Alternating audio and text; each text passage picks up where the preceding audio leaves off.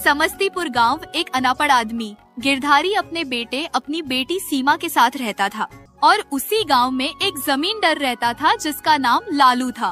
वह बहुत ही घमंडी और लालची था। वह लोगों को पैसा देता था लेकिन कुछ भी करके उनसे ब्याज बहुत अधिक लेता था। मुरारी शिवजी का बहुत बड़ा भक्त था। वह कुछ न कुछ समय निकालकर शिवजी की भक्ति में अपना समय जरूर देता था। बेटा, सीमा की शादी के लिए सारी जरूरतें पूरी हैं। हम लोगों को किसी बात की चिंता करने की कोई जरूरत नहीं है और कल बेटी की शादी बड़े धूमधाम से करेंगे। ठीक है पिताजी, मैं तो बस यही चाह रहा था कि मेरी बहन की शादी बहुत अच्छे घर में हो और मेरी बहन की शादी बड़े धूमधाम से हो। मुरारी ने अपनी बेटी की शादी तय करती है।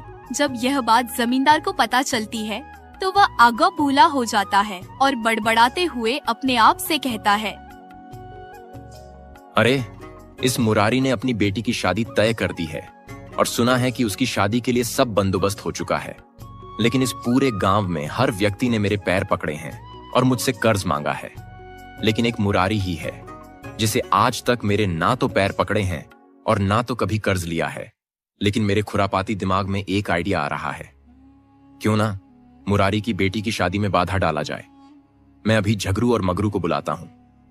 दरअसल झगरू और मगरू पहले बहुत अच्छे व्यक्ति थे, लेकिन उन्होंने जमींदार से कर्ज लिया तो उस कर्ज में दब गए और चोर बन गए और अब उनका मन अच्छे कामों में नहीं लग रहा था, बल्कि चोरी जैसे गलत कामों में उनका मन अच्छे से लग रहा था।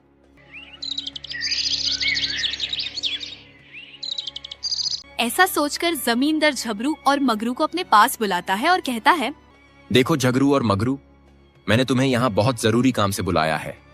देखो, हमारे गांव का वह अनपढ़ मुरारी ने अपनी बेटी की शादी कहीं अच्छे घर में तय कर दी है। अनपढ़ होते हुए भी वह अच्छा काम कर रहा है और आज तक उसने मुझे कर्ज नहीं मांगा है और ना ही मेरे पैर पकड़े हैं। तो मैं उसे अपने पैरों में गिड़गिड़ाता हुआ देखना चाहता हूं। उसके लिए तुम्हें एक काम करना होगा। जी मालिक, मैं आपके लिए हर काम करने के लिए तैयार हूं। बस आप काम बताइए कि आखिर वह कौन सा काम है जिसको करने से मुरारी आपके पैरों में गिड़गिड़ाएगा। मालिक, आप जल्दी से हमें वह काम बताओ। हम दोनों वह काम करके ही मानेंगे। देखो झगरू और मगरू, तुम लोगों को आज रात में चुपचाप चुपके से जाना है और मुरारी के घर में चोरी करनी है। चोरी के तौर पर तुम्हें जो भी सोना चांदी गहना मिले वह तुम लोग अपने साथ लेकर आना, क्योंकि मुरारी उन्हें चीजों की बदौलत अपनी बेटी की शादी कर रहा है। जब तुम लोग यह सब चुरा कर ले आओगे तो फिर मैं देखूंगा कि आखिर यह मुरारी कैसे मेरे पैरों में नहीं गिरेगा। झगरू और मगरू दोनों लालू की बातों को स्वीकार करके मुरारी के घर में चोरी करने की योजना बनाते हैं।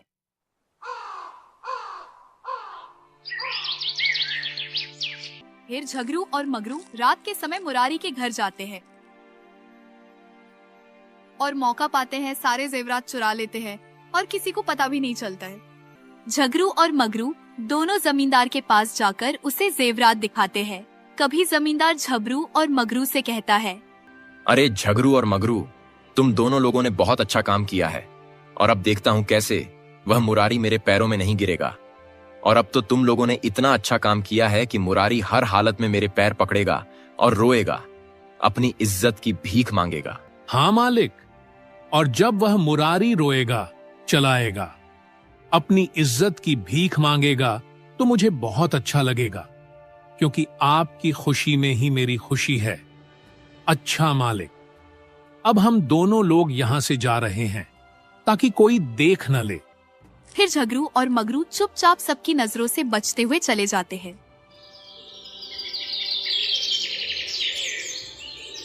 अगले दिन सुबह होते हैं।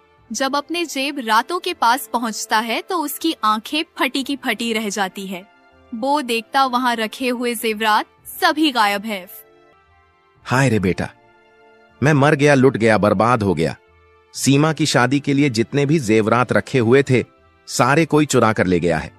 वहां एक भी जेवरात नहीं बचा है। अब हम क्या करेंगे और अपनी बेटी की शादी कैसे करेंगे? अरे पिताजी, ये सब कैसे हुआ और किसने किया होगा? इसमें कुछ समझ में नहीं आ रहा है। लेकिन रोने धोने से काम नहीं चलेगा। देखो, हम लोग यहाँ शादी तो नहीं रोक सकते हैं।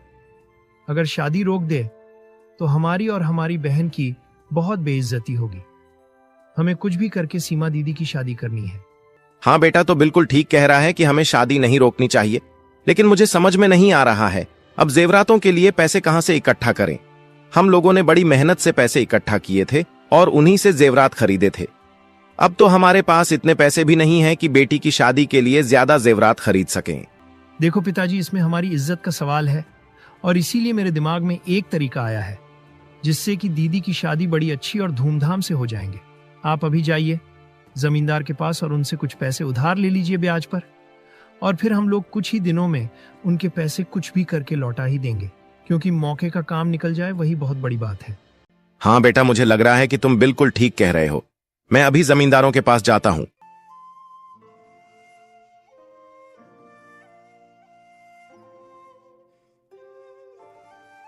फिर मुरारी जमींदार के पास जाता है और पैसों के लिए कहता है, आओ आओ मुरारी भाई, कैसे आना हुआ?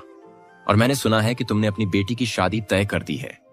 हाँ जमींदार भाई, मैंने अपनी बेटी की शादी तय कर दी है, लेकिन एक बहुत बड़ी समस्या हो गई है। कल रात में मेरी बेटी के सारे जेवरात चोरी हो गए जो मैंने अपनी बेटी की शादी के लिए बनाए थे। लेकिन अब मेरे पास इतने पैसे नहीं हैं कि अपनी बेटी के शादी के लिए फिर से जेवरात बनवा सकूं। तो आप मुझे कुछ पैसे कर्ज पर दे दो, फिर मैं अपनी बेटी के जेवरात दोबारा खरीदना और मैं आपके पैसे बहुत जल्द वापस कर दूंगा। मुरारी की बात सुनकर जमींदार बहुत खुश होता है और अपने मन में कहता है, अब आया ना ऊंट पहाड़ के नीचे, अब तू मेरे पास गिड़गिड़ा रहा है। मुझे बहुत अच्छा लग रहा है। आए हाय सुकून, इतना सुकून मुझे कभी नहीं मिला। क्या सोच रहे हो जमींदार जी? क्या आप मुझे कर्ज पर पैसे नहीं दे सकते? अरे नहीं मुरारी, मैं तो तुम्हें पैसे देने के लिए तैयार हो गया हूं। ये लो पैसे और अपनी बेटी की शादी धूमधाम से करो जाकर। अरे तुम्हारा बहुत बहुत धन्यवाद जमींदार भाई, अब मैं अपनी बेटी की शादी कर सकूंगा।